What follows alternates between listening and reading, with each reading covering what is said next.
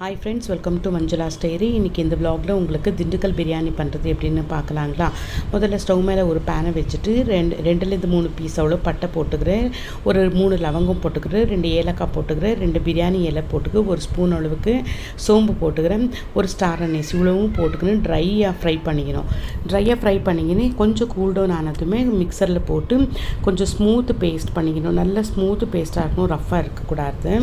பாருங்க, இந்த அளவுக்கு ஸ்மூத்து பேஸ்ட் பண்ணி இதை எடுத்து ஒரு பக்கம் வச்சுக்கணும். இப்போ ஒரு மிக்சர் ஜாரில் 2 வெங்காயம் போட்டுக்கிறேன், ஒரு ஃபுல்லு பூண்டு போட்டுக்கிறேன், ஒரு அரை இன்ச் அளவுக்கு இஞ்சி போட்டுக்கிறேன், ஒரு 10லேருந்து 12 பச்சை மிளகாய் போட்டுக்கணும். உங்களுக்கு இன்னும் கொஞ்சம் காரம் தேவைப்படுதுன்னா நீங்கள் இன்னும் 2 பச்சை மிளகாய் எக்ஸ்ட்ராவாக போட்டுக்கலாம்.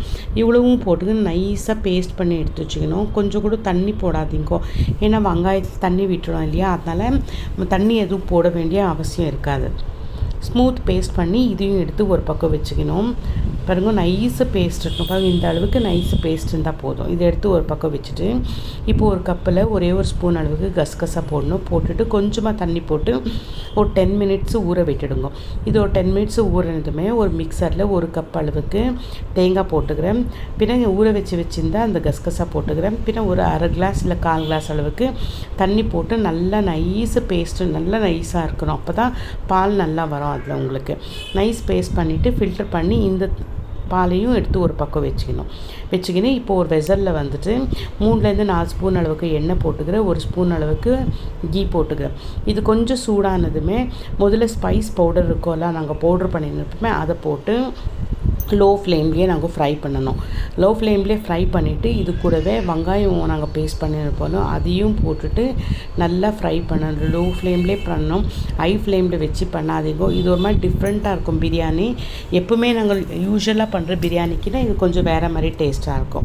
ஃப்ரை பண்ணிவிட்டு ஒரே ஒரு தக்காளி போடணும். தக்காளி போட்டு கொஞ்சமாக கொத்தமல்லி, கொஞ்சமாக புதினா போட்டுட்டு இதையும் நல்லா ஃப்ரை பண்ணணும். பச்சை ஸ்மெல்லெல்லாம் போகணும். அதுலேயே இஞ்சி பூண்டெல்லாம் போட்டுப்போம் இல்லையா, அந்த பச்சை ஸ்மெல் போகிற அளவுக்கு லோ ஃப்ளேம்லேயே வச்சு நல்லா ஃப்ரை பண்ணணும்.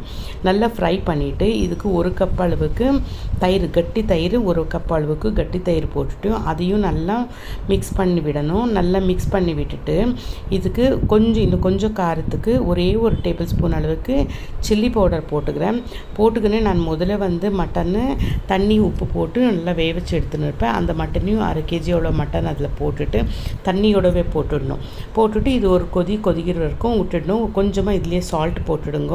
ஒரு கொதிக்குது இல்லையா, இதில் நான் ஜீரா ரைஸ் 2 கிளாஸ் அளவுக்கு எடுத்துக்கிறேன். ஒரு 20 நிமிஷத்துக்கு முன்னாடியே ஊறச்சி வச்சுன்னு இருப்பேன். இதுக்கு ஒரு கொதி வந்ததுமே இதில் தேங்காய் பாலும் போட்டுடணும். தேங்காய் பால் போட்டுட்டு ஒரு கொதி வந்ததுமே நான் ஒரு 20 நிமிஷம் நான் ஜீரா ரைஸு ஊறச்சி வச்சுருப்பேன், அதையும் தண்ணியோடு அப்படியே போட்டுடணும். 2 கிளாஸ் அரிசிக்கு நான் 3 கிளாஸ் அளவுக்கு பால் பின்ன தண்ணி 2 மிக்ஸ் பண்ணி போடணும்.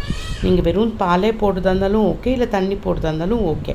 பால் போட்டால் உங்களுக்கு எக்ஸ்ட்ரா டேஸ்ட் வரும். போட்டுட்டு லிட்டு க்ளோஸ் பண்ணிவிட்டு தவா மேலே நீங்கள் தம்முக்கு வச்சுட்டிங்கன்னா ஒரு 10லேருந்து 15 நிமிஷம் ஸ்லோ ஃப்ளேம்லேயே வெந்துச்சுன்னா நல்லா வெந்துடும். கொஞ்சம் கொலகொலைனா வேணும்னா இன்னும் கொஞ்சம் தண்ணி கொஞ்சம் அதிகமாக போட்டுக்கணும். நீங்கள் திண்டுக்கல் பிரியாணி ரொம்ப டேஸ்ட்டாக இருக்கும். நீங்களும் ட்ரை பண்ணி பாருங்கள், உங்களுக்கும் ரொம்ப பிடிக்கும். உங்களுக்கு இந்த விலாக் இஷ்டம் ஆயிடுச்சுன்னா லைக் பண்ணுங்க, ஷேர் பண்ணுங்க, மறக்காமல் என் சேனலை சப்ஸ்கிரைப் பண்ணுங்க. தயவுசெய்து என் சேனல் சப்ஸ்கிரைப் பண்ணி பாருங்கள் ஃப்ரெண்ட்ஸ்.